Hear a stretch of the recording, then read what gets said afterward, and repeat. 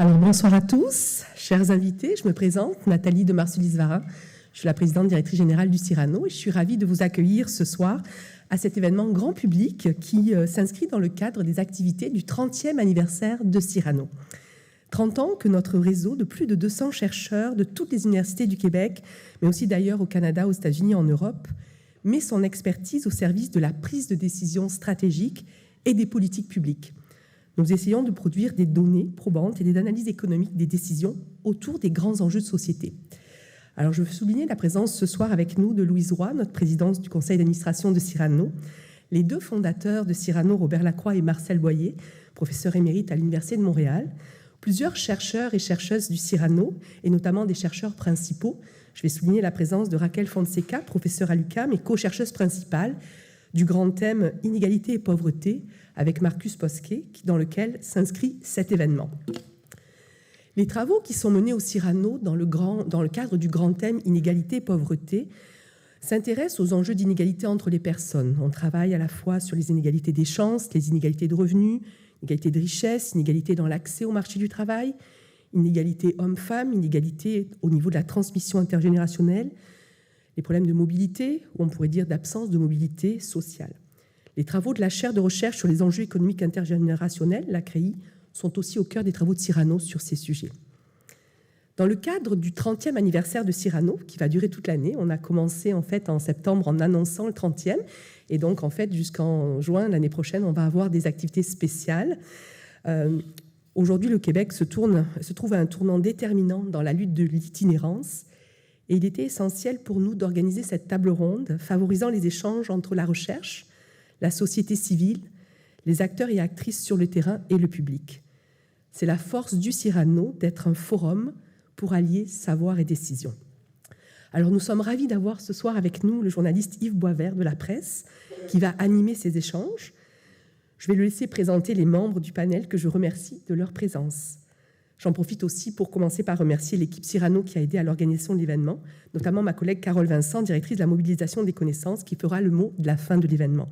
Alors je vous souhaite une belle soirée et je souhaite une belle activité dans le cadre des 30 ans de Cyrano. Merci beaucoup. Merci, oui, ça fonctionne. Bonsoir, merci d'être là, merci à vous. Je ne pense pas que s'il y a 10 ans, on avait fait un sondage au Québec pour savoir quelles sont les 3 principales préoccupations des électeurs, l'itinérance en aurait fait partie. Or, un sondage qui vient d'être publié le met dans les 3 principales préoccupations des électeurs en ce moment, là, au jour où nous avons un énoncé économique du gouvernement du Québec. Le problème n'est pas nouveau, il a pris une ampleur sans précédent et il y a une conscience aussi de la population qui, en tout cas à mon point de vue, est nouvelle.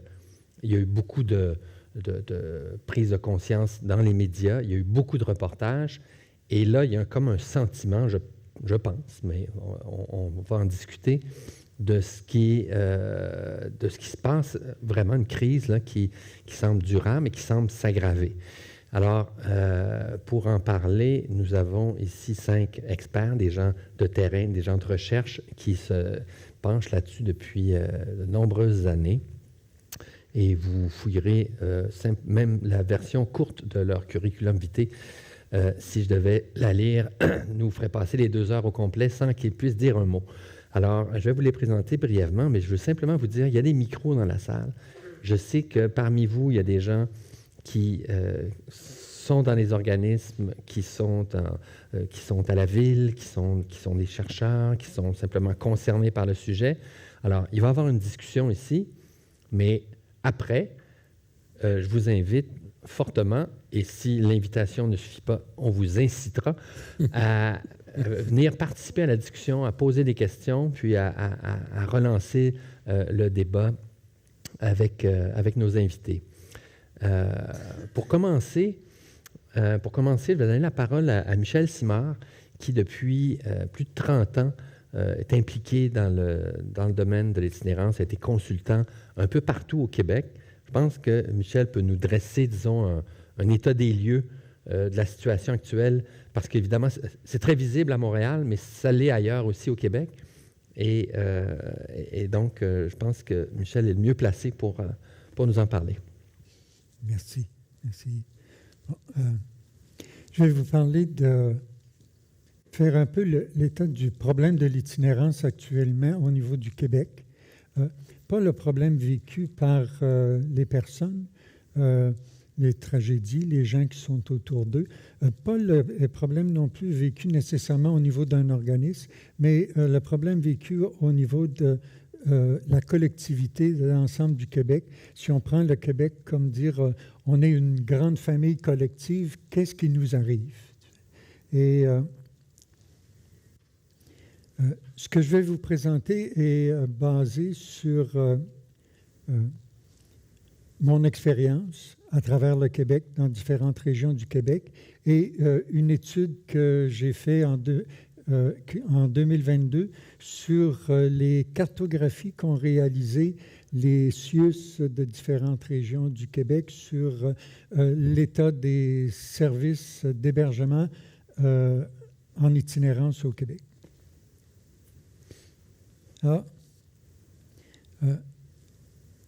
Deux catégories pour établir les constats de la situation de l'itinérance au Québec. Le premier, c'est la rue. La rue, ce n'est pas l'asphalte. Ce n'est pas la place où on roule en automobile. La rue, c'est une catégorie politique. C'est la place où on peut manifester, c'est la place où on va célébrer, c'est la place où on passe, mais ce n'est pas la place où l'on vit. Et l'habitation, c'est le logement, c'est la dimension matérielle qui rend possible habiter quelque part, c'est-à-dire s'inscrire et participer à une vie collective dans une communauté. La rue, si on la regarde à travers l'ensemble des cartographies ou des régions du Québec, ce qui ressort et qui est transversal à toutes les régions, il y a plus de monde. Les gens sont plus nombreux. Les situations auxquelles sont confrontés les organismes, les intervenants sont plus complexes. C'est-à-dire que les gens se sentent souvent n'ont pas de solution, ils sont impuissants à trouver quoi faire avec un individu qui a de multiples problématiques pour lesquelles les voies d'accès sont trop compliquées. Et les profils cliniques sont plus lourds. C'est-à-dire que les gens ont des problèmes de santé physique souvent assez lourds, des problèmes de santé mentale assez lourds, des problèmes de dépendance, de toxicomanie avec des substances très lourdes, beaucoup d'overdose qui arrivent. Et les intervenants sont confrontés à des situations de plus en plus difficiles et surtout depuis après 2018. En réalité, c'est un constat qui émerge à la fin du 20e siècle et qui est en croissance depuis le début du 21e siècle et continue d'augmenter. C'est le premier élément. Deuxième élément, c'est l'habitation. L'habitation, la dimension du logement, donc la dimension matérielle qui rend possible d'habiter quelque part et qui est une réalité de plus en plus saturée, c'est-à-dire qu'il y en a moins.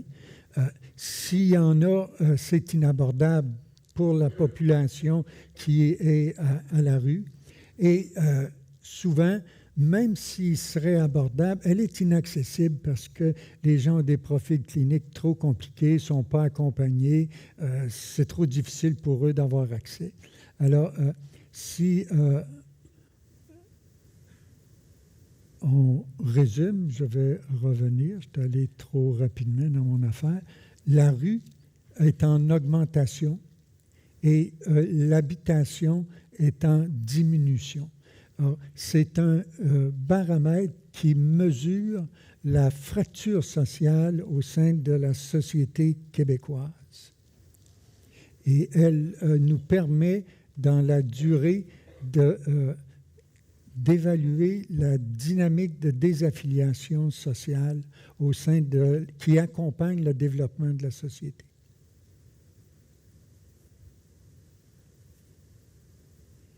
Les services se situe entre la rue et l'habitation. La rue, c'est la porte d'entrée des services, puis l'habitation, c'est la porte de sortie. La rue augmente et l'habitation diminue, donc il y a plus de gens qui arrivent avec situations plus complexes et profils plus lourds, puis l'habitation est plus difficile pour sortir. Alors, les conséquences sur les services, c'est que les services d'urgence, en particulier, sont débordés. Trop de monde, un peu comme l'urgence de l'hôpital. Les services de transition, les hébergements de transition sont engorgés. Donc, les durées de séjour se prolongent. Alors, ça crée encore une augmentation de débordement et finalement, les gens ne réfèrent plus tellement dans les services de transition parce que ça ne sert à rien. Les durées d'attente sont trop longues. Au niveau du personnel, on observe un peu partout de l'épuisement et de la perte de sens. Les gens qui s'en vont en burn-out, les gens qui arrivent à perdre de sens parce qu'il n'y a pas de porte de sortie pour les gens. On fait quoi avec les gens qui ne sortent pas, pour lesquels sont en hébergement d'urgence, mais finalement, on n'a rien à leur offrir? Les enjeux, au niveau de la rue, c'est l'insécurité. L'insécurité vécue par les personnes, mais l'insécurité vécue aussi par les citoyens qui sont alentours, les marchands, l'impact que ça a sur les municipalités et émergent les problèmes de cohabitation sociale. Comment on réussit à vivre avec des gens qui finalement vivent à la rue, un peu comme si dans un appartement, quelqu'un s'installe non pas dans une chambre, mais il s'installe dans la cuisine, puis il met son lit. S'il reste une nuit, ça veut dire, bon, ben, c'est temporaire, on a de la visite, mais s'il s'installe en permanence dans la cuisine, ça pose un problème. Et la cohabitation, la rue qui augmente, se pose ce problème-là au niveau collectif. Au niveau des services, ça crée un problème de tension à l'intérieur des services pour que l'entrée augmente, puis les sorties diminuent. Et il y a peu d'investissement au niveau de l'accompagnement des personnes, c'est-à-dire du personnel. Spontanément, on va construire des bâtisses, on va construire des places pour loger les gens, mais on n'aura pas les sous pour le personnel et on n'aura pas la formation pour faire face à la gravité des problèmes qui sont actuellement dans la rue. Et l'habitation, l'enjeu, c'est l'espoir. Un système qui n'a pas de sortie, c'est un système qui fabrique du désespoir. L'enjeu de l'habitation, c'est de réussir au niveau des politiques sociales à fabriquer de l'espoir, de telle sorte que les gens croient ce qu'ils font et ont raison d'y croire. Voilà. C'est terminé.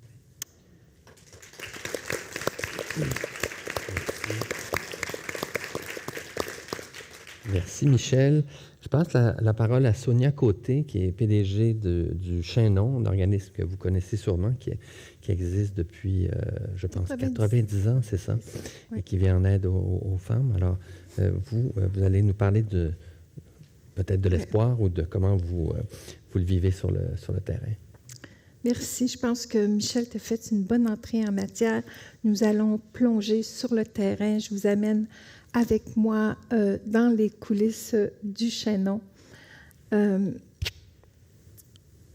Ici, bon, vous voyez ici là, un petit clin d'œil à notre fondatrice Yvonne Maisonneuve. Nous avons fêté l'année dernière nos 90 ans d'existence. Le Chaînon accueille des femmes en difficulté, tout type de difficultés, fournit de l'hébergement, des logements variés. En tout, on a 115 places réparties dans 3 installations. Bientôt, nous aurons 24 autres logements dans un autre bâtiment. On offre aussi de l'aide, du soutien adapté aux besoins des personnes. Donc, au-delà de nos services d'hébergement d'urgence, nous essayons d'aller dans la communauté avec les dames et je vous explique comment on s'y prend. Alors, quelques chiffres juste pour vous situer. Alors, l'année dernière, nous avons accueilli plus de 1500 femmes et aidé au Chaînon. Nous avons quand même refusé 4300 demandes d'hébergement où on les a redirigées vers d'autres secteurs, d'autres sources pour femmes. parce qu'il manque de la place. Il ne manque pas juste de la place au Chaînon, mais dans tout le réseau des services d'hébergement d'urgence actuellement. On a un taux d'occupation de 93 %, ce qui veut dire 100 % d'occupation. Le manque entre le 93 et le 100 %, c'est il nous faut du temps des fois pour nettoyer, rafraîchir une chambre, repeindre, réparer, etc. Mais le Chaînon est toujours plein, ainsi que mes autres collègues dans les autres ressources. Parlons un peu des femmes qui viennent au Chaînon. Une femme sur 5 n'avait aucun revenu à leur arrivée. Une femme sur 5 a vécu une éviction. C'est important cette année, ce chiffre, plus que les autres années. Cette année aussi, ce qu'on a vu quand on parle d'éviction, c'est des femmes qui vivaient dans une certaine précarité, mais qui arrivaient à tenir le fort. Cette année, elles ont basculé vers la rue. Alors, on a vu un nombre de femmes beaucoup plus âgées arriver au Chaînon avec des problèmes, je dirais, de mobilité, de santé, mais aussi des problèmes financiers parce qu'elles ont dû quitter un logement pour des raisons financières. Et je fais juste un exemple qui me vient là, en tête. Là, une dame, son propriétaire avait augmenté son logement au cours de l'année de 500 $ par mois. Elle est arrivée au bout de ses économies. Elle a parcouru les salles d'urgence des hôpitaux. Et à un moment donné, de salle d'urgence en salle d'urgence, il y a quelqu'un qui a reconnu qu'elle venait souvent et on lui a donné l'adresse du Chaînon. Et c'est avec elle que j'ai commencé à parler, qu'est-ce qu'elle venait faire au Chaînon. Puis elle nous a expliqué qu'elle avait 75 ans, n'avait jamais connu le Chaînon auparavant. C'est dû à une augmentation de loyer importante qu'elle s'est retrouvée à la rue. On a beaucoup entendu ces histoires ces derniers temps. Le revenu mensuel moyen d'une femme au Chaînon, 1 000 $ par mois. Une femme sur 4 a un enjeu de dépendance. 50 % des femmes nomment, et on souligne nomment, avoir été victimes de violences conjugales, ce qui veut dire que c'est bien au-delà de ça, parce que souvent, elles ne le nomment pas, parce que des raisons de stigmatisation, ou elles ne le reconnaissent pas. 40 % nomment avoir des enjeux de santé mentale. Ceci-là nomme, donc on pourrait penser que c'est beaucoup plus. Dans une enquête que nous avons faite avec le docteur Marie-Carmen Plante, qui est psychiatre, nous avons analysé 300 dossiers de femmes en 2019-2020 et il est ressorti à la lecture des dossiers que ce chiffre montait à 60 %. Seulement par la lecture des médicaments, on pouvait voir que même si elles ne reconnaissaient pas un problème de santé mentale, à la lecture des médicaments, on pouvait juger qu'il y avait un problème de santé mentale. Donc, ce chiffre est beaucoup plus important. 12 % des résidentes ont un statut d'immigrante. Alors ça, précaire. Hein? Précaire veut dire pas de statut, demandeur d'asile, réfugié. C'est un pourcentage qui a beaucoup augmenté dans la dernière année et 5 % des résidentes s'identifient comme une personne trans. L'âge moyen, 50 ans, 30 % moins de 38 ans. C'est nouveau, ça, pour nous. Aussi jeune. Ça dit quelque chose, c'est pas banal, ça, le 38. Le 30 % de moins de 38 ans et 10 % ont plus de 68 ans. Donc, l'écart est très grand entre les plus jeunes et les plus âgés. Habituellement, ça se situait pas mal dans le centre. Alors, quand les femmes, dans cette fameuse enquête que nous avons faite, on s'est aperçu que les dames arrivaient avec 4 enjeux importants. Donc, une femme se présente, sonne à la porte, elle a 4 enjeux importants: santé mentale, santé physique, perte de revenus, problème de violence conjugale. Donc, les situations sont complexes, les problèmes sont sérieux et chaque situation est unique. Alors, sans logis, alors qu'il y a une pénurie de logements abordables et logements sociaux, très faible revenu, alors que le coût de location d'un petit logement est d'environ 1 000 $ par mois. Des fois, c'est même une chambre qui peut être à 700, 800 $ par mois. Problèmes de santé mentale et physique non traités, alors que les listes d'attente sont imposantes et que l'accès à un médecin de famille est difficile. Alors, évidemment, avec mon équipe, et ils sont nombreux aujourd'hui dans la salle, bienvenue tout le monde, ils sont là, on réfléchit à comment garder espoir, comment être proactif, comment faire en sorte qu'il y ait de la lumière au bout du tunnel. Parce que quand les femmes arrivent au chaînon, elles ont le goût de mourir. Elles n'ont plus d'espoir. Alors, nous, notre équipe, on réfléchit et on veut intervenir et on s'est dit, à la lumière de la recherche, à la lumière des déterminants de la santé, c'est là-dessus qu'on veut agir. Alors, les déterminants de la santé, évidemment, le logement, l'habitation, accès à des logements stables, immédiatement, il ne faut pas perdre de temps. Plus les gens restent dans la rue longtemps, plus ils deviennent malades. Donc, c'est très important de sortir les gens de la rue rapidement et avoir très peu de conditions. Plus les conditions sont élevées, moins elles ont de chances d'avoir accès à un logement. Et on doit associer le logement à des services de soutien long terme flexibles, adaptables et de l'accompagnement aussi dans l'installation, la recherche. On prend le téléphone, nous n'hésitons pas à parler nous-mêmes aux propriétaires, à les convaincre de prendre nos femmes comme locataires. Alors, une fois que la personne est installée dans son logement, ce qui est très important, c'est de ne pas la laisser seule, sans activité, sans projet de vie. Tous les gens à qui on offre des services ont tous des projets de vie enfouis, ils ont de l'espoir, ils ont des rêves, il faut aller réveiller ça pour qu'elles puissent avoir une vie satisfaisante, éviter le retour à la rue. Éric va en parler tout à l'heure un petit peu plus. Mais je veux aussi attirer votre attention sur, j'ai parlé tout à l'heure que les dames avaient des problèmes de santé physique importants. On voit arriver dernièrement des femmes atteintes de cancer du cerveau, cancer des os, dernièrement cancer du sein. Où est-ce qu'elles souvent les traitements sont à l'externe maintenant, donc il leur faut un lieu où rester. Elles arrivent chez nous. Donc, elles ont besoin d'avoir des accès à des services. Donc, nous, là, encore une fois, on a réfléchi, on a décidé de créer des partenariats avec les ressources du milieu. Alors, des ressources en santé physique, mais aussi en santé mentale. Et il y a beaucoup de partenaires qui sont prêts à venir dans nos ressources pour venir aider les dames. Donc, on a créé des partenariats avec des médecins, des spécialistes de la santé qui peuvent se déplacer dans nos ressources, faire de la prévention de maladies et la promotion de la santé en agissant tôt. Vous savez, une petite blessure au pied, maintenant, ça peut emmener à l'amputation. Alors, on veut éviter l'amputation, on veut agir rapidement. Clinique de vaccination et travailler avec des programmes comme le PRISM en santé mentale. Et des modes de vie, donc sécurité alimentaire, développement d'un réseau social, c'est super important. S'assurer que les gens ont quelque chose à manger dans leur frigo et qu'ils sont aussi bien installés. Merci. Okay.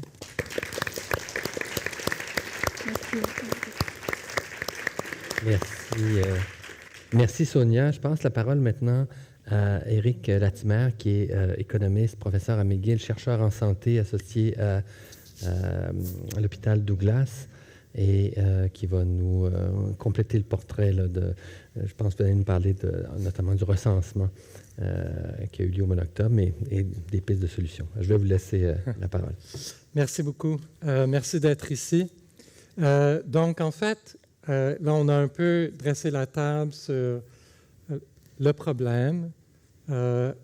Sonia nous a permis de focaliser un peu plus sur la situation des femmes en particulier et à esquisser certaines des solutions qui ont besoin d'être mises en place en même temps que les problèmes assez complexes. Je vais essayer de vraiment prendre une vue à 30 000 pieds, en quelque sorte, des solutions. Donc,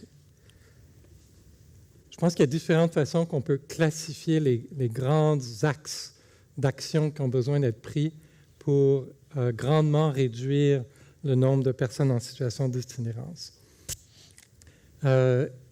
Une façon de le faire, c'est celle que je vais vous proposer ici. Le premier axe, c'est d'augmenter le nombre de logements abordables. Évidemment, c'est quelque chose dont on parle énormément.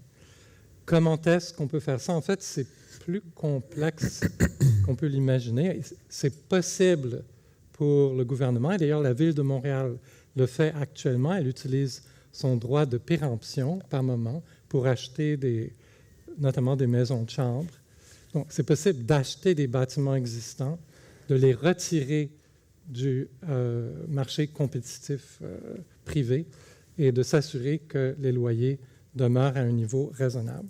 C'est une possibilité qui peut être appliquée assez vite. Il y a évidemment la construction, dont on parle beaucoup, et il y a aussi la réglementation, très grand sujet, mais on voit évidemment, je crois que vous le savez, la financiarisation qui amène à la transformation d'unités d'habitation en véhicules d'investissement, souvent par des investisseurs qui ne sont même pas au Québec et qui cherchent à maximiser leurs profits aux dépens de l'accessibilité aux appartements. Donc, en fait, c'est un sujet très complexe. Ces trois facteurs sont interreliés. Maintenant, le deuxième axe, c'est d'augmenter la capacité à payer des ménages à faible revenu. Et ici, je fais une comparaison avec la Finlande. Plusieurs parmi vous avaient sans doute entendu parler du fait que la Finlande a fait beaucoup mieux que nous, beaucoup mieux que le Canada, beaucoup mieux que le Québec, dans la réduction de l'itinérance. Et à l'heure actuelle, pour chaque 6 personnes en situation d'itinérance au Québec, il y en a une en Finlande, approximativement. Mais c'est le résultat d'un travail qui s'est échelonné depuis la fin des années 80. Donc, la Finlande est un pays un peu plus petit en population et en superficie que le Québec, qui est quand même un peu plus riche. Il y a différentes façons de calculer ces chiffres, mais c'est à peu près 16% de plus le niveau de richesse en Finlande en utilisant la parité du pouvoir d'achat pour la conversion. Les dépenses des administrations publiques en pourcentage du PIB sont un peu plus élevées en Finlande qu'au Québec, mais c'est quand même pas si dramatique que ça. On s'imagine que c'est des pays énormément plus taxés que nous, mais ce n'est pas une si grande différence que ça. Les revenus des administrations publiques sont un peu plus élevés en pourcentage du PIB en Finlande. Maintenant, regardons un peu plus près l'allocation logement. Au Québec, on a 2 programmes principaux qui aident les ménages à faible revenu à pouvoir se payer un logement spécifiquement. Il y a le programme Allocation Logement qui donne actuellement 100, 150 ou 170 $ à certaines catégories de ménages à faible revenu. Et il y a le programme de supplément au loyer qui donne des montants plus importants de l'ordre de 600, 650, mais à des ménages particuliers, généralement en situation d'itinérance, ou certaines autres catégories. L'ensemble de ces 2 programmes, si on regarde des données de la SHQ de 2020-21, touche 2,3 % de la population, des ménages au Québec. En Finlande, c'est 14,4 % et seulement en comptant ce qu'ils appellent le General Housing Benefit. Je n'ai pas pu avoir des nombres pour les autres programmes qui existent. Et le montant de l'allocation, je l'ai dit déjà pour le Québec, ça se convertit à peu près à 514 $ en 2022 en Finlande, dollars canadiens. Si on regarde les dépenses en aide au logement en pourcentage du PIB, on voit que la Finlande est à presque 0,9 % du PIB, tandis que le Québec, selon les calculs que j'ai faits, c'est plutôt 0,05 %. Il y a un écart d'environ 18 fois en pourcentage du PIB le montant en aide au logement en Finlande. Et on voit que le Québec, en fait, se situe à peu près au même niveau que l'Estonie et en deçà même des États-Unis qu'on n'imaginerait pas comme un pays particulièrement généreux. Donc, pour résumer, les axes 1 et 2, d'une part, on veut plus de logements abordables, ce qui implique construction, réglementation qui va influencer la construction aussi, et de même directement la présence de logements abordables et l'achat de nouveaux logements, de logements existants. et augmenter l'aide au logement. Donc, la construction, l'achat, l'aide au logement vont nous coûter de l'argent, ce qui va connecter avec la présentation qu'on aura un peu plus tard. Ensuite, Sonia a fait allusion également aux besoins d'accompagnement des personnes. Et le troisième axe, c'est déployer des mécanismes d'accompagnement. Et en fait, on peut s'imaginer simplement un homme dans la rue depuis longtemps ou une femme, comme Sonia les a décrites, et on a des images d'accompagnement assez précises en tête. Mais la réalité, c'est qu'il y a une grande variété de personnes qui se retrouvent en situation d'itinérance, qui ont des profils qui demandent des accompagnements spécialisés différents. Comme, par exemple, le dénombrement nous a montré que 29% des personnes qui ont été interviewées, c'était environ 4600 questionnaires qui ont été passés pendant le dénombrement, 29% étaient passés par des centres jeunesse. Donc, les personnes qui sortent des centres jeunesse ont besoin d'accompagnement beaucoup plus que ce qui est disponible actuellement. Évidemment, les personnes avec des troubles mentaux divers, des problèmes de dépendance, les femmes qui fuient la violence conjugale, les Inuits arrivés du Grand Nord, les hommes enracinés dans la rue, toutes ces personnes ont besoin d'accompagnement, mais ce n'est pas le même accompagnement. Et l'accompagnement aussi peut varier selon la durée. Des fois, les gens n'ont pas besoin d'un long accompagnement à vie. Par exemple, une femme qui quitte son foyer pour problème de violence conjugale peut ne pas avoir besoin d'un accompagnement très long tant qu'elle est protégée de son ex. Par contre, les personnes avec des troubles mentaux graves peuvent avoir besoin d'un accompagnement pratiquement à vie ou même carrément à vie. Et l'intensité aussi peut varier. Certaines personnes ont des besoins plus intenses que d'autres. Donc, toutes ces formes d'accompagnement qu'on peut mettre en place, qui existent dans une certaine mesure dans bien des cas ici, mais qui pourraient être beaucoup plus développées, sont essentielles à la fois pour aider les personnes qui sont présentement en situation d'itinérance à s'en sortir, mais aussi pour prévenir l'itinérance. Par exemple, un des résultats frappants du dénombrement, où on est allé voir 4000 et quelques prisonniers, personnes qui étaient incarcérées le soir du dénombrement, le 11 octobre 2022, et on a constaté que environ 22% d'entre elles étaient en voie de se retrouver en situation d'itinérance à leur sortie. Donc, pour empêcher que la personne se retrouve en situation d'itinérance, elle a besoin de ressources financières d'une part, mais aussi d'accompagnement pour l'aider à intégrer un logement. Donc, en fait, il y a donc deux éléments qui ont besoin d'être combinés. Un, le logement abordable, combinaison des axes 1 et 2, et un accompagnement adapté et individualisé. C'est comme les deux lames d'une paire de ciseaux. Pour mettre ça en œuvre, ça prend du leadership, ça prend une gestion forte et coordonnée, et beaucoup de gens font le constat sur le terrain qu'en fait, on travaille beaucoup en silo, il n'y a pas vraiment un leadership très fort pour résoudre le problème. Je pense qu'on peut se poser la question, est-ce que ce serait pertinent d'avoir un ministère de l'itinérance? Sonia suggérait peut-être de combiner avec santé mentale et dépendance, quoiqu'il y a beaucoup de personnes qui ont des problèmes de santé mentale ou de dépendance qui ne sont pas en situation d'itinérance. Et clairement, plus d'argent, au moins à court ou moyen terme. Je vais juste faire quelques commentaires sur le volet économique. Vous avez ici ce qu'on appelle un histogramme, un diagramme qui montre les proportions relatives de personnes en situation d'itinérance qui coûtent plus ou moins sur une base annuelle en services de santé, services sociaux. On a compté aussi les prestations d'aide sociale, solidarité sociale et les services judiciaires. Donc, ce qu'on voit, c'est un relativement petit nombre de personnes qui coûtent très, très cher, dans les centaines de milliers.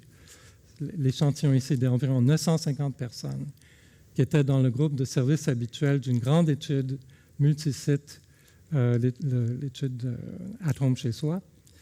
Mais beaucoup ne coûtent pas si cher que ça. Et en fait, les études qui ont regardé qu'est-ce qui arrive quand on loge les personnes, qu'est-ce qui arrive aux coûts, ce qu'on voit, c'est qu'on réussit à réduire des coûts tels que ceux des refuges, bien sûr, parce que les gens ne sont plus dans les refuges, les coûts de visite à l'urgence et certains autres coûts.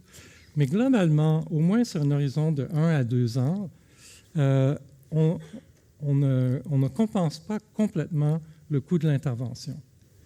Alors, donc, il semblerait qu'on va devoir quand même, au moins à court et moyen terme, dépenser plus pour résoudre le problème de l'itinérance. Alors, professeur Stumpf va rebondir sur ce thème dans quelques minutes. Oui. Mais en attendant... D'accord. Et le son est arrivé juste au bon moment.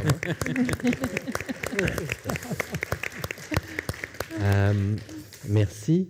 Maintenant, Jean Dubé, qui est aussi économiste, également associé à Cyrano, et qui, lui, arrive de l'école d'aménagement pour parler justement de logement social. Professeur Dubé.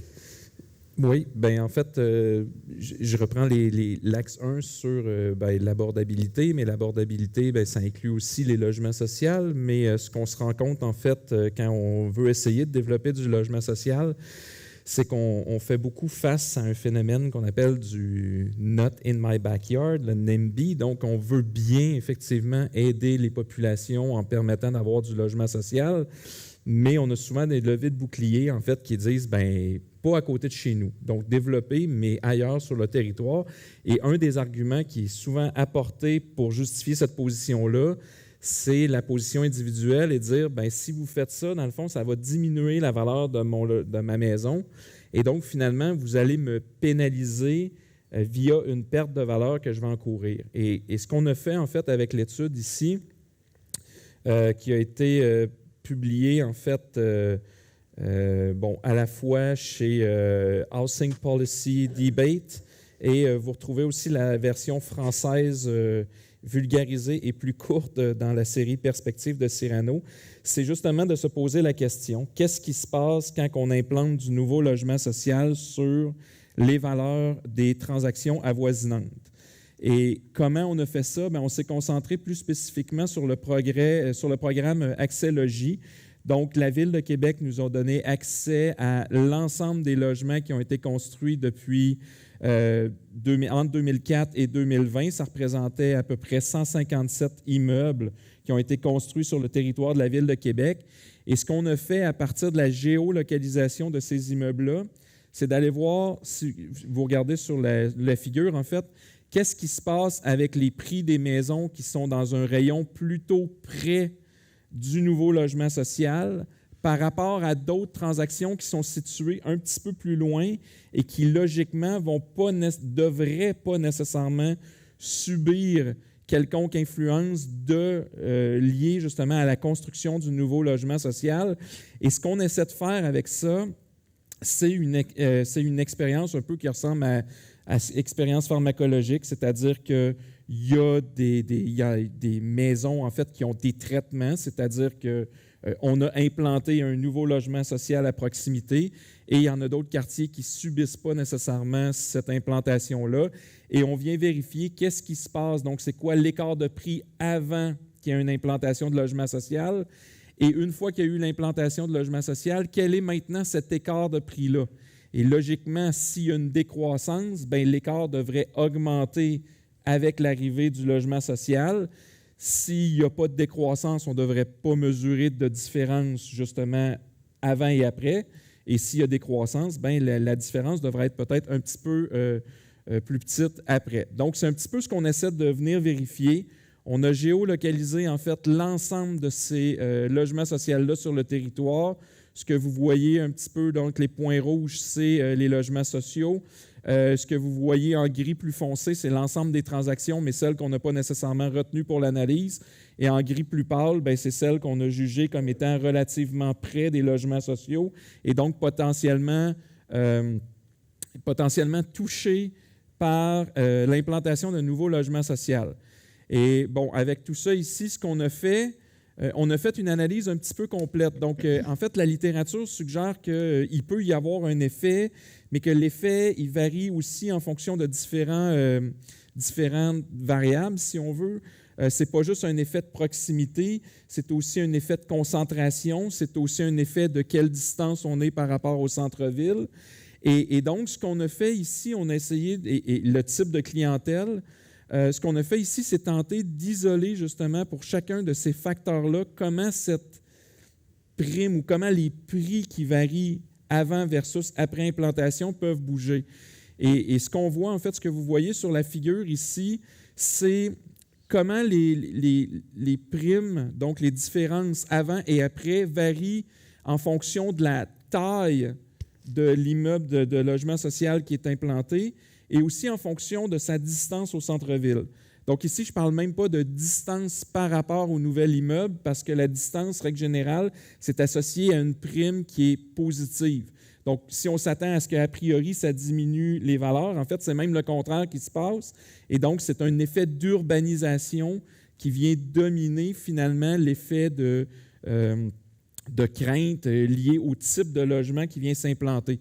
Et je reviendrai un petit peu plus tard sur le pourquoi, en fait, on voit ce phénomène-là à Québec. Ce qui est intéressant ici, en fait, c'est de voir que l'effet sur les changements de prix, bien, il n'est pas strictement négatif. Il peut même être positif si on est situé plus près du centre-ville, mais il a tendance à diminuer et même effectivement, là, c'est vrai, devenir négatif si on s'éloigne un petit peu trop loin en banlieue et jumelé aussi avec l'importance du nombre de logements résidentiels. Donc, si vous faites des méga complexes qui sont très loin du centre-ville, bien, probablement, effectivement, que les voisins qui sont immédiats risque d'avoir une certaine perte de valeur. On juge que ça peut aller jusqu'à à peu près 4 %. Mais si vous implantez ces nouveaux logements sociaux plus près des centres-villes, c'est même associé à une prime qui est positive. Donc, finalement, l'effet d'urbanisation en milieu urbain vient dominer et les craintes qui sont, a priori, les craintes des propriétaires ne semblent pas fondées nécessairement dans le centre-ville. On a aussi tenté de géolocaliser justement les différentes primes qu'on estime. Et ici, ce que vous voyez, les couleurs, en fait, rouge, c'est une prime positive qu'on mesure. Bleu, c'est une prime négative. Et plus c'est foncé, bien, plus cette prime-là, elle est forte. Donc, ce qu'on voit, en fait, c'est qu'au centre-ville de Québec et même le centre-ville un petit peu élargi, autant la Haute-Ville que la Basse-Ville, avec tout ce qui domine même sur l'axe est-ouest, donc en s'en allant vers Sainte-Foy-Sillery, les primes qu'on mesure, c'est une augmentation des prix. Donc, si vous êtes à moins de 2,5 km du centre-ville, globalement, en fait, on note une augmentation de la valeur des biens qui sont transigés. Mais par contre, si vous êtes un petit peu plus loin, là, on note une diminution, donc je vous disais qu'il peut aller jusqu'à 4 %. Qu'est-ce qui peut expliquer ça? Bien, là où on en vient, en fait, c'est que maintenant, la façon de construire des logements sociaux a grandement évolué au fil du temps. Si au début, en fait, c'était très facile d'identifier visuellement qu'est-ce qui était un logement social, bien maintenant, ce n'est plus si simple que ça. Si vous regardez, en fait, les deux photos qui sont prises en haut versus les deux photos du bas, je vous poserai la question, lequel, d'après vous, est du logement social? Est-ce que vous êtes capable de me différencier un dans ces trois-là qui est du logement social? Moi, je vais dire franchement, a priori, pour moi, ce n'était pas évident. Je vais vous répondre. Les deux premiers en haut, c'est du logement social et les deux du bas, c'est des logements privés. Et c'est à peu près dans le même quartier, c'est dans le quartier Sainte-Foy, et on n'a pas une différence d'architecture qui est très forte. Et ce qu'il faut dire aussi à Québec, ce qu'on voit apparaître, et je pense que c'est déjà le cas à Montréal aussi, c'est ce qu'on appelle le phénomène de reconversion résidentielle. Donc, il y a beaucoup de bungalows qui sont achetés, qui sont démolis tout simplement, et on reconvertit, on fait d'autres méga-logements. Et la particularité, en fait, peut-être maintenant, c'est que les formes d'architecture des bâtiments sont tellement simples que pour le commun des mortels, on ne sait pas c'est ce qui se passe à côté de chez nous. C'est un phénomène d'urbanisation et donc finalement que le terrain vient de prendre la valeur parce que la demande augmente ou c'est un logement social qui vient s'implanter à côté de chez nous et strictement visuellement parlant, en fait, il n'y a pas tant de différence que ça. Par contre, si vous allez implanter des logements comme ça dans le coin de Val-Bélair, donc en banlieue lointaine, la différence là, est un petit peu plus facile. Le visuel est un petit peu plus simple à repérer. On a une tour en plein milieu d'un quartier de cottage, ça frappe un petit peu plus. Et donc, c'est peut-être ce qui explique un peu les différences de primes qu'on mesure. Et donc, ce qu'on suggère, en fait, c'est que c'est possible de développer du logement social dans des milieux urbains sans nécessairement que ce soit associé à des pertes de valeur et donc plusieurs plaintes qui sont faites des résidents s'avèrent peut-être finalement pas si fondées que ça. Merci.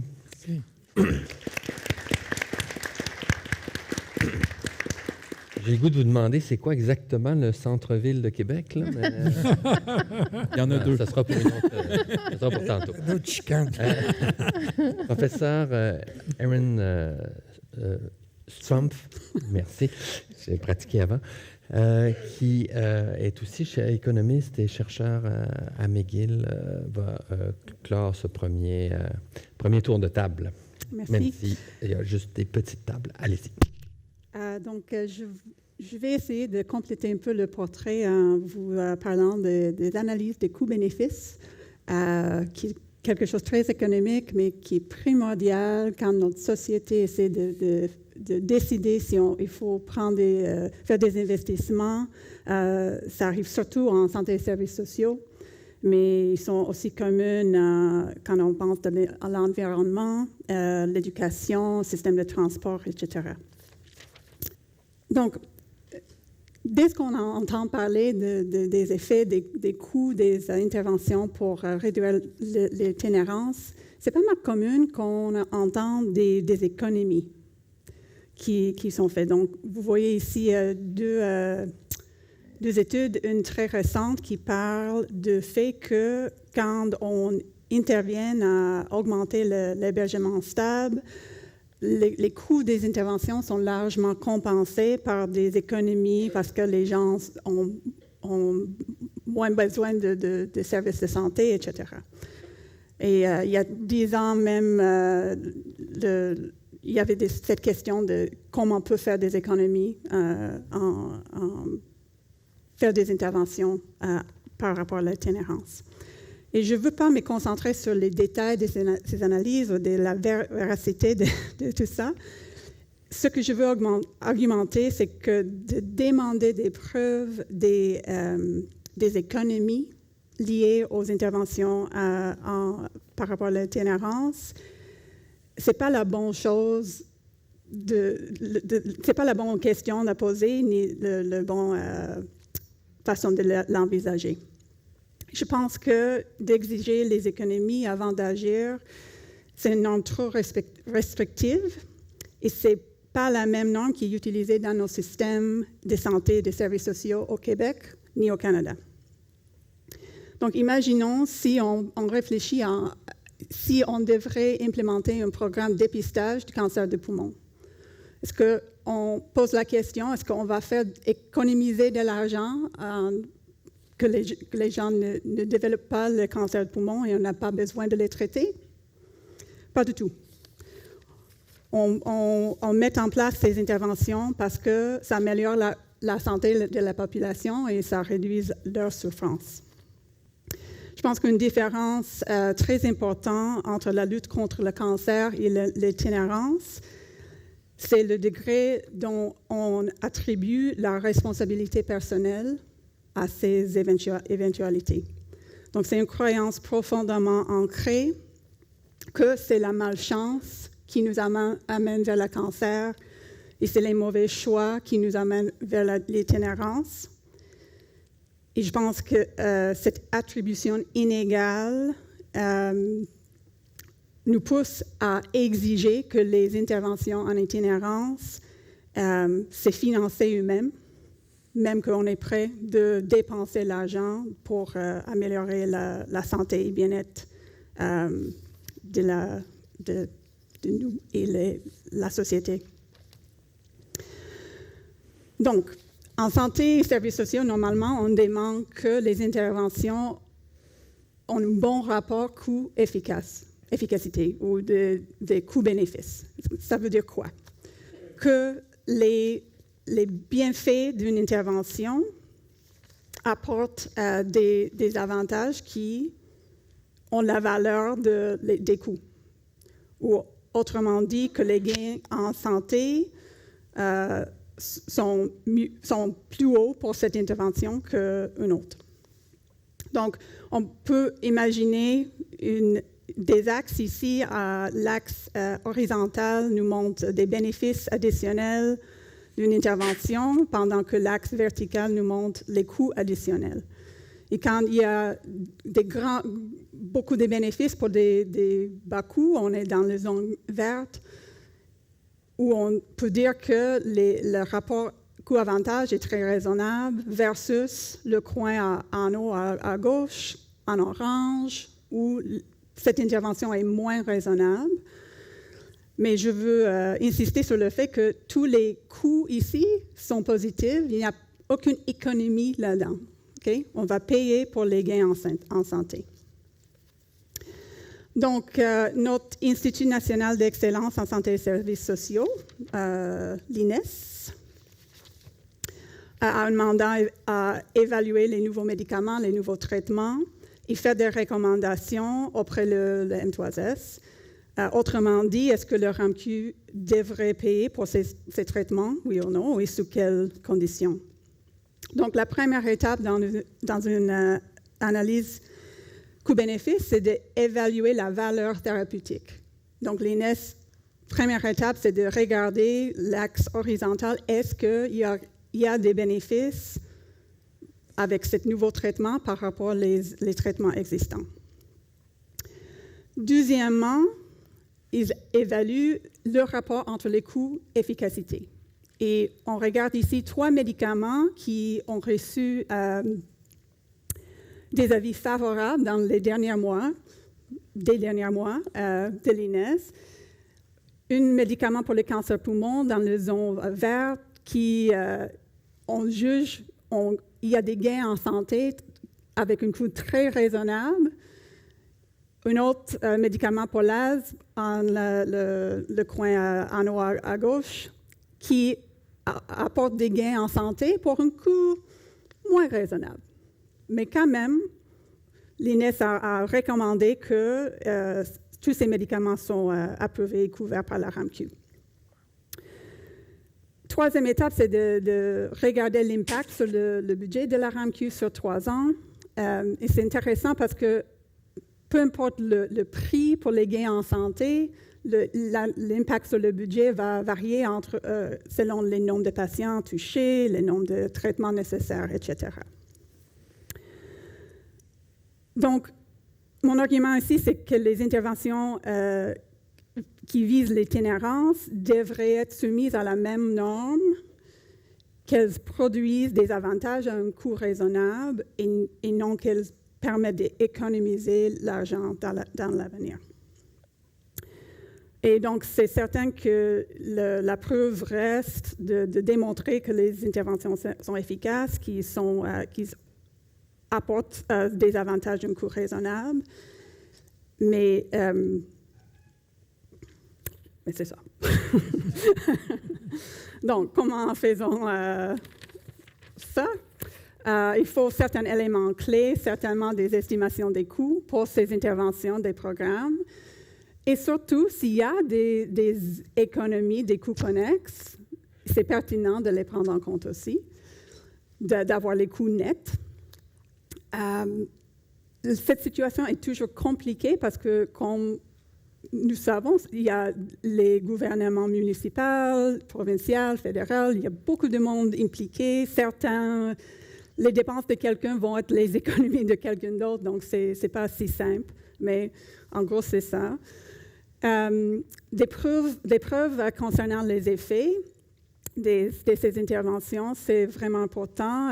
Je cite ici une étude qu'Eric a publiée sur l'étude chez soi, qui démontre que ce programme augmente le nombre de jours de logement stable par 140 jours par année.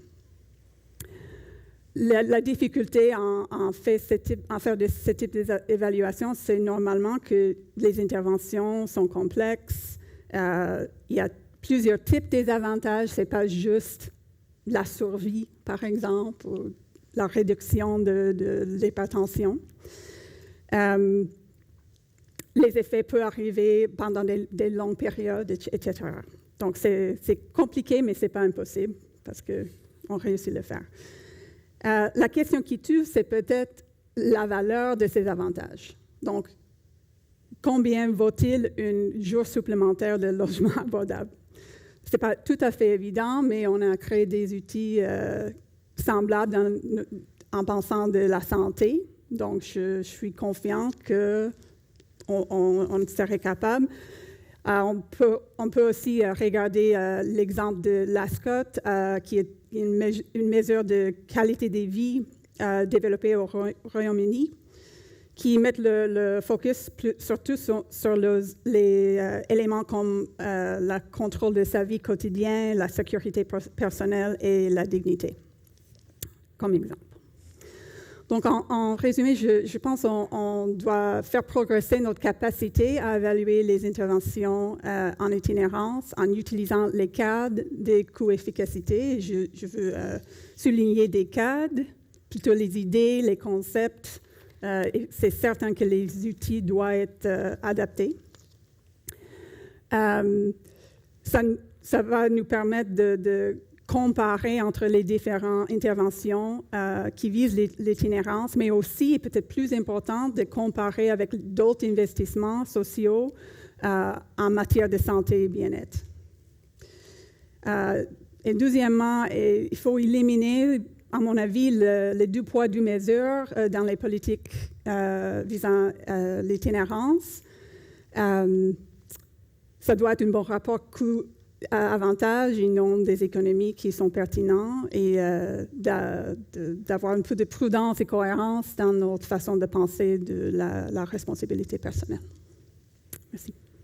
Merci.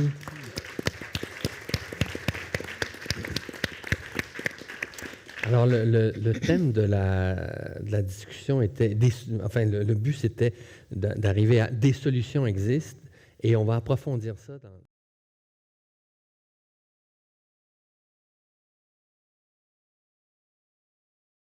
En 2018, on avait compté dans 11 régions du Québec, en tout 5 789 personnes. En 2022, 2 régions avec pas tellement de personnes, Abitibi-Témiscamingue et la Côte-Nord, ont été ajoutées.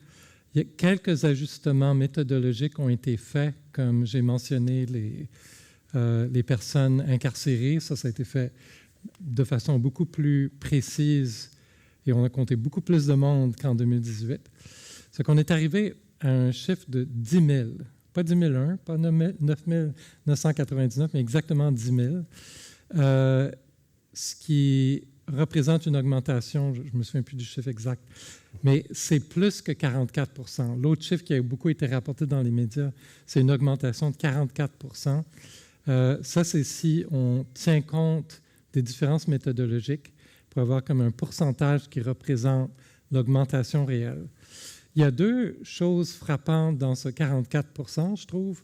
Un, c'est que ce n'est pas juste à Montréal. C'est dans toutes les régions, dans les 11 régions communes, il y a des augmentations qui varient. Là, c'est plus que 300 % dans le Gatineau, mais c'est partout significatif. Puis l'autre chose, c'est que ce qui est assez surprenant, puis on ne sait pas pourquoi, mais dans les autres parties du Canada, en moyenne, c'est 12 % pendant à peu près la même période. Donc, pourquoi est-ce que ça a tellement augmenté au Québec?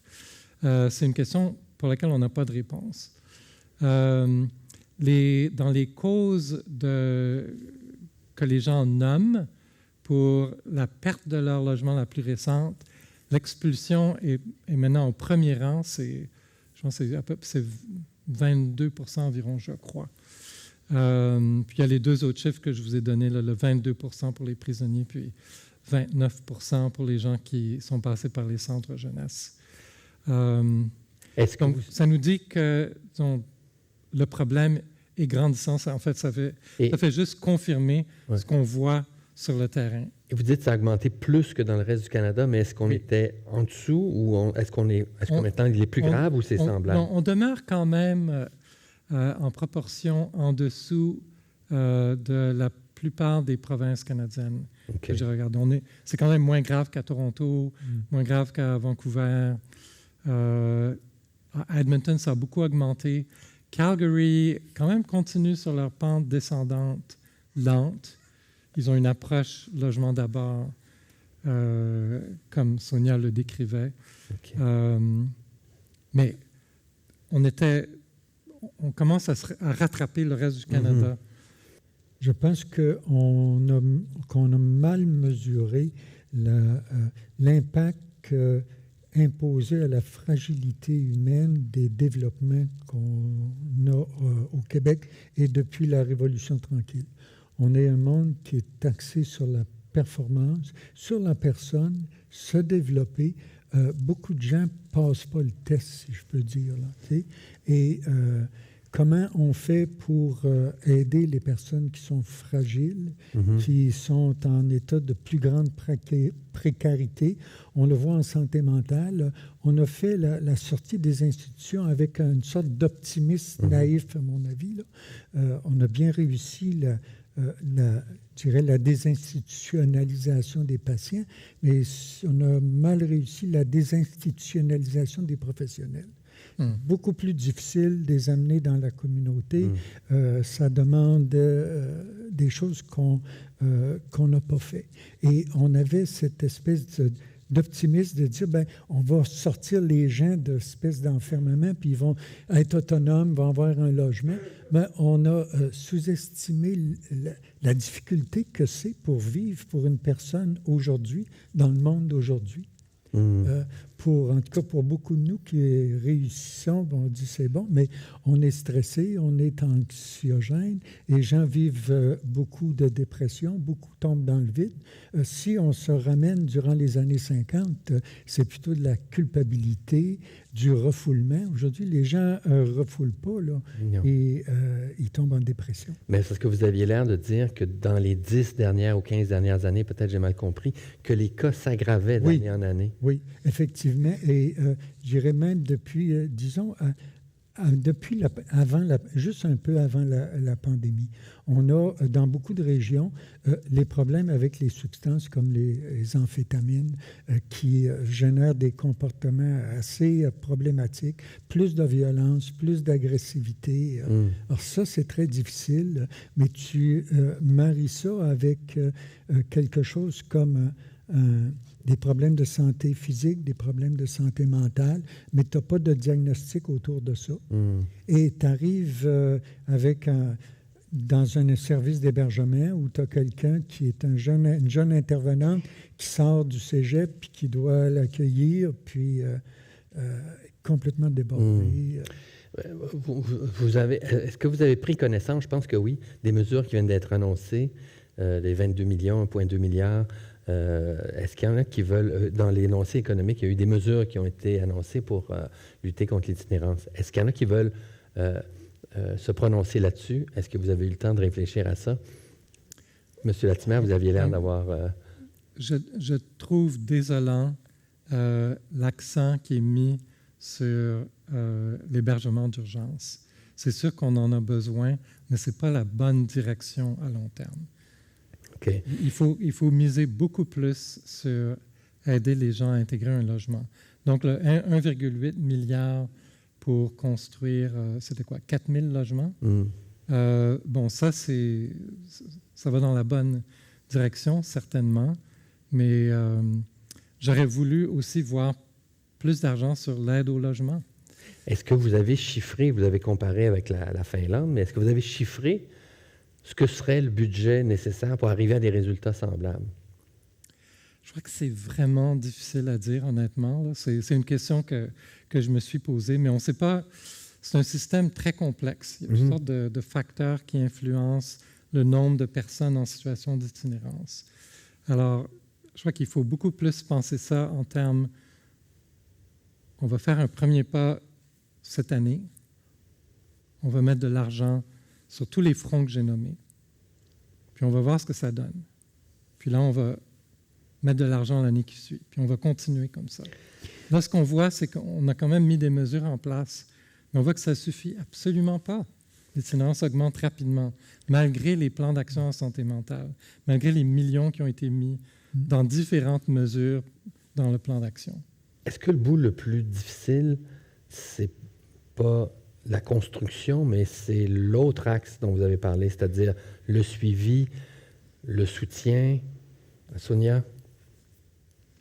C'est complexe être développeur de logement actuellement. Oui, ça aussi. Et on peut donner, ça paraît bien, mettre des milliards et un grand nombre de logements à développer, mais si on ne facilite pas le travail des développeurs, on n'est pas capable de développer. Si les règles sont trop rigides, strictes, ça prend extrêmement longtemps. Nous, on en développe un actuellement. Là. Il va ouvrir du moment qu'on a fait l'offre d'achat au moment où on va ouvrir, 4 ans va s'être passé. Alors, c'est très difficile. Il y a beaucoup de contraintes de tout ordre. Alors, il faut vraiment faire attention à ça. Et moi, je suis contente de voir qu'il y a de l'argent, mais je me dis, OK, mais est-ce que notre savoir-faire a changé? Oui. Alors, là-dessus, je vois rien. Je vois rien qui a changé au niveau du savoir-faire. Éric l'a bien expliqué, il y a différentes façons d'augmenter le logement abordable. On est toujours sur la même formule. Est-ce qu'on peut diversifier les formules? Je pense que là, il y a une petite réflexion à faire. Michel, vous vouliez intervenir? Moi, je pense qu'il faut avoir 2 niveaux. Il y a le niveau de l'urgence et on ne peut pas l'ignorer. Là, si par exemple on est à Montréal, on pense à l'hiver, est-ce qu'on va être capable d'accueillir les gens? Premier niveau. Mais il faut une vision à long terme. Parce que le premier niveau, on va tourner en rond. C'est ce qu'on fait actuellement. Ça prend une vision à long terme qui va générer de l'espoir, donc des portes de sortie pour l'écosystème. Et ça, il faut s'accorder du temps, puis il faut des investissements de longue durée et des politiques qui sont durables. Autrement, on gère l'urgence, puis c'est la pression qui va dicter où on va investir puis comment on va investir. Puis il faut effectivement, comme le dit Sonia, développer une pratique. On ne peut pas improviser là, maintenant. Les situations sont trop... c'est pas juste quelqu'un qui est à la rue qui a un problème, puis transitoire. Là. On a des gens avec des problèmes de santé mentale graves, des gens avec des problèmes de santé physique importants. Le système de santé ne peut pas le gérer parce que c'est lui-même qui les a mis là. Alors, et ça nous prend des professionnels qui sont capables de gérer ça. Mais ça ne doit pas être évident de trouver des gens qui sont capables de faire face à des situations de plus en plus complexes, justement. Là. Ou est-ce qu'il ne s'agit pas simplement de réfugier des gens, mais de les accompagner vers autre chose, Sonia? L'accompagnement est majeur, autant dans les services d'urgence que dans la communauté. En fait, c'est ce qui va garantir le succès. Mais vous arrivez à... Oui, hein, c'est très difficile de trouver du personnel. Comme employeur, on est responsable des gens aussi qu'on emploie. On veille aussi à leur sécurité.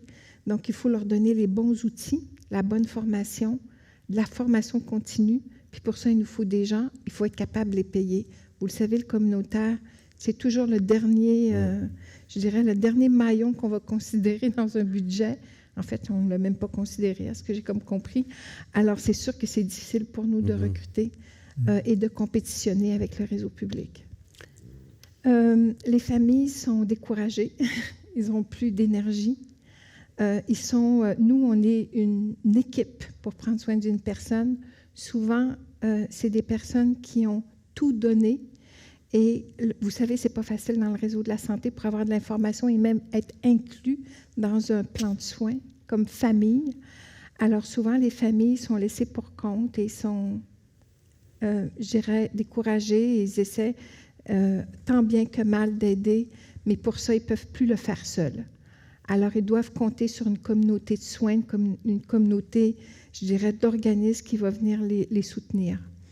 Et vice-versa, nous aussi, on a besoin des familles, parfois, dans le sens inverse. Mais les familles n'ont pas toujours les services pour les aider à poursuivre. Avoir accès à quand on est sur des listes d'attente, j'en ai parlé tout à l'heure des listes d'attente, on fait quoi en attendant d'avoir un psychiatre ou de rencontrer un psychologue qui soutiennent les familles? c'est très complexe. Mm-hmm. Je me souviens juste rapidement, je me souviens d'une mère d'un garçon qui avait la schizophrénie qui m'avait appelé assez récemment pour demander, bon, qu'est-ce que je fais? Puis elle décrivait la situation où son fils avait été hospitalisé dans un des hôpitaux à Montréal et à son congé de l'hôpital, on l'avait simplement référé à un des refuges d'urgence. Qu'est-ce qu'elle pouvait vraiment faire? Hier soir, j'ai un ami qui m'a téléphoné. Sa fille est internée à Louis-H-Lafontaine avec le P38, donc forcé l'hospitalisation. Et il était découragé parce qu'il disait, mais qu'est-ce qu'on fait? On n'a pas d'informations. Personne ne veut nous donner de l'information. Comment on va faire? Ça fait plus de 72 heures, elle va sortir. Comment on fait pour pouvoir aider? On est en détresse.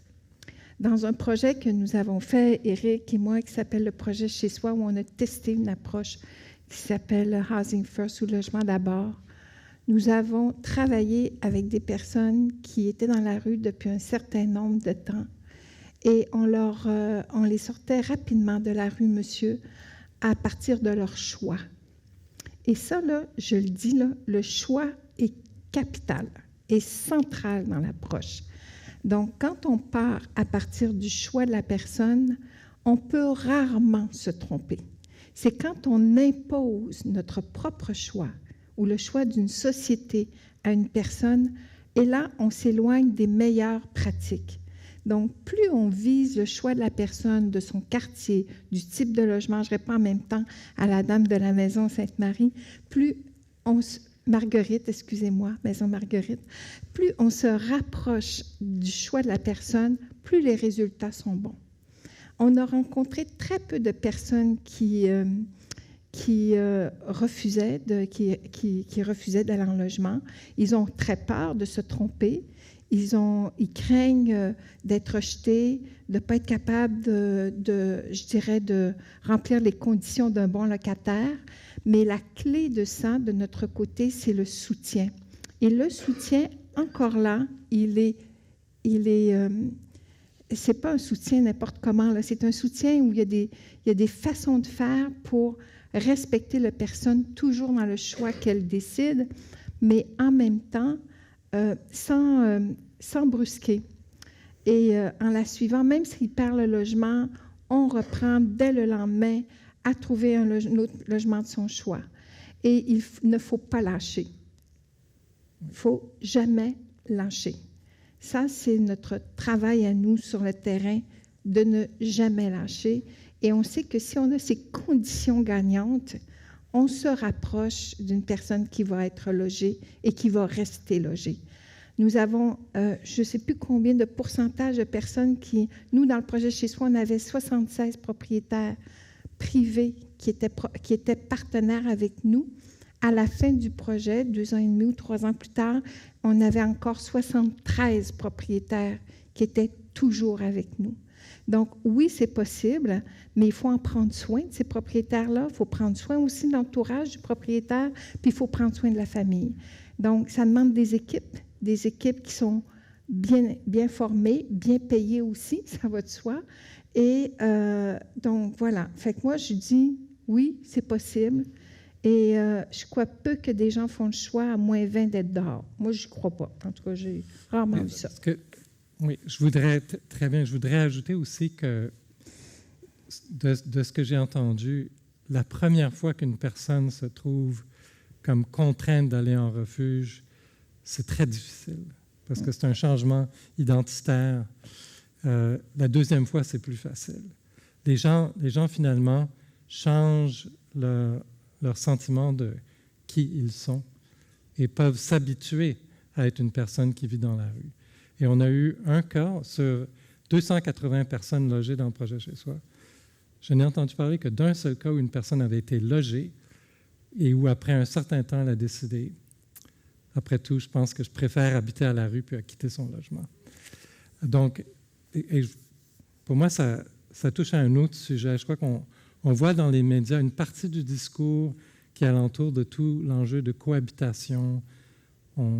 On voit des gens qui disent, bon, il y a des gens qui choisissent de vivre dans la rue, Puis bon, on va s'accommoder de ça, on va apprendre à vivre ensemble. Je trouve ça personnellement désolant. Je crois qu'on doit garder espoir qu'on pourrait éventuellement arriver à une société, comme c'est le cas dans les pays nordiques actuellement, où on ne voit pas de gens dans la rue. Mm-hmm. Merci. Et donc, oui, les gens n'ont pas le temps de se socialiser au rôle d'itinérant. OK. Oui. Justement. Oui. Moi, j'ai accompagné beaucoup de gens, plusieurs personnes qui n'arrivaient pas à être capables de rester en logement. Et pas parce qu'ils ont choisi d'être à la rue, mais parce que quand ils sont dans leur logement, ils sont convaincus qu'il y a quelqu'un, par exemple, une femme que j'ai accompagnée, que les gens veulent la tuer, celui d'en haut, puis à un moment donné, elle ne peut plus rester là. Alors, quand on parle de choix, c'est souvent lié à un choix, lié à un désespoir intérieur où tu n'es pas capable d'être avec qui tu es. Et l'alternative, la rue peut en être une à ce moment-là. Et là, il faut prendre le temps, parce que toutes ces personnes-là, sauf une qui, elle, est décédée, maintenant sont en logement, sont stabilisées. Mais ce n'est pas arrivé du premier coup. Il faut prendre le temps. Il y a certaines personnes pour qui il faut vraiment sortir du résultat maintenant, puis accepter de suivre son rythme, donc, et que son choix est lié souvent à des traumatismes qui contraignent sa capacité de choisir. Comme quelqu'un qui est dans des camps de réfugiés, il va choisir de s'en aller dans un camp de réfugiés, mais pas parce qu'il s'en va en vacances, parce que sa vie est menacée. Il y a des gens qui, intérieurement, se sentent menacés intérieurement et n'arrivent pas à être capables de vivre avec eux-mêmes. Et on doit prendre le temps. Et là, l'importance d'avoir des équipes qui sont formées au niveau des impacts, des traumatismes vécus par les personnes et qui sont capables de prendre le temps. Oui. Merci. Je veux juste rapidement mentionner que le professeur Henri Dorville, qui est professeur de service social, est en arrière ici, professeur à l'UQAM, et il a fait une étude dans le cadre du projet Chez Soi sur ce processus d'habituation à habiter en logement. Et comme ça prend un certain temps. Ça prend un certain temps. Oui. Un dernier élément, il faut une diversité. Il faut être capable, dans un écosystème de services, d'être capable d'adresser la diversité des situations et des problématiques. Il n'y a pas une telle chose que les itinérants. C'est un concept purement abstrait. La réalité est très différente et les visages se complexifient avec le temps, deviennent plus lourds. Donc, il faut penser un écosystème, mais il faut des portes de sortie. C'est la fabrique de l'espoir au lieu de la fabrique du désespoir. S'il n'y a pas de sortie, les gens vont s'ancrer dans la rue. Et le volet prévention, on commence à s'y intéresser. On veut en faire plus. Il y a une coalition là, sur la prévention de l'itinérance actuellement. Oui. Et on veut vraiment miser là-dessus. C'est le sujet de l'avenir. Peut-être la prochaine fois, ça sera sur la prévention.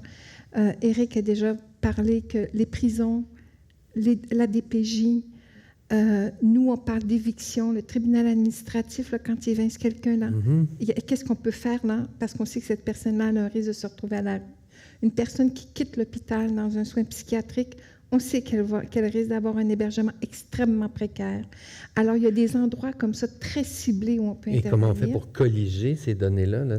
C'est clair que vous êtes aux bons endroits, là, mais est-ce qu'on peut avoir cette information-là, quelque part? C'est sûr que c'est difficile de croiser en particulier les données sur les revenus avec les données sur la santé. Là. Elles sont assez protégées. Mais en principe, le point que vous faites, je pense, est tout à fait pertinent. Il y a une chercheure américaine qui s'appelle Beth Shin qui a fait une étude sur un programme qui s'appelle à New York qui s'appelle Homebase. Homebase aide à prévenir la perte de logement chez les gens qui appellent, ils ont des arriérés de loyer, etc. Et le budget est limité. Il faut choisir, c'est à qui qu'on va donner une aide financière. Et elle a pu démontrer qu'un algorithme, suite à une analyse d'un ensemble de données, donnait des meilleurs résultats que le jugement des intervenants. Donc, effectivement, on pourrait se dire, bon, on veut rendre la prévention de l'itinérance aussi efficiente que possible, pas donner, par exemple, des aides au logement à des gens qui ne vont pas devenir itinérants de toute façon. Oui, c'est tout un chantier. Je ne suis pas expert là-dessus, mais je mentionnerais quand même qu'en Finlande, on voit des grosses organisations, des fondations, en particulier une qui s'appelle la Fondation Y, pour un mot finlandais qui veut dire ensemble, qui possèdent, je crois que c'est comme 13 000 logements. Et eux-mêmes vont faire construire des logements. Mais c'est toujours, ça fait partie de la stratégie gouvernementale pour réduire l'itinérance.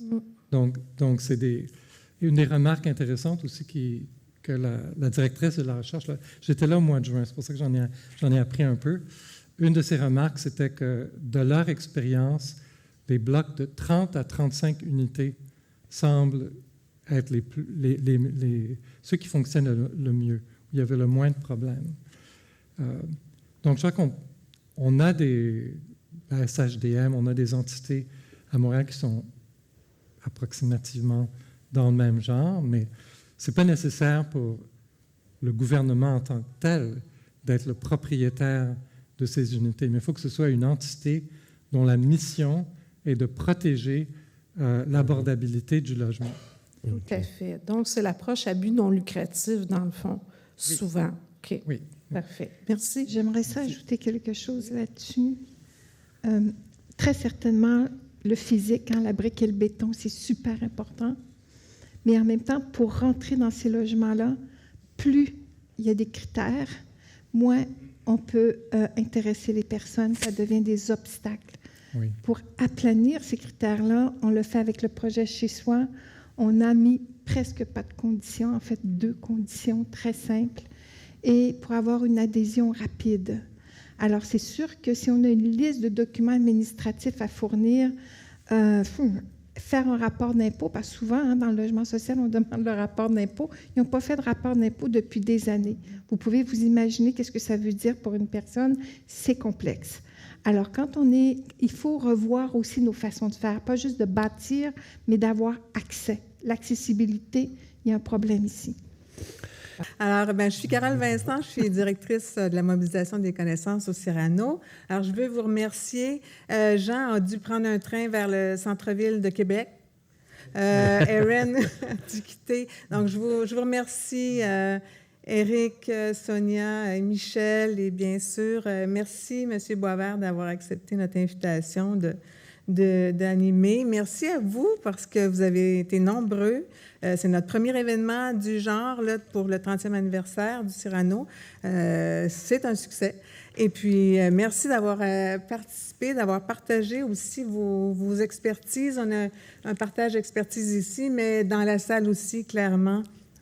Alors, c'était très intéressant. Je vous remercie. Je suis certaine que les réflexions vont se poursuivre de nos élus, on l'espère, et de façon générale, les responsables d'élaboration des politiques publiques.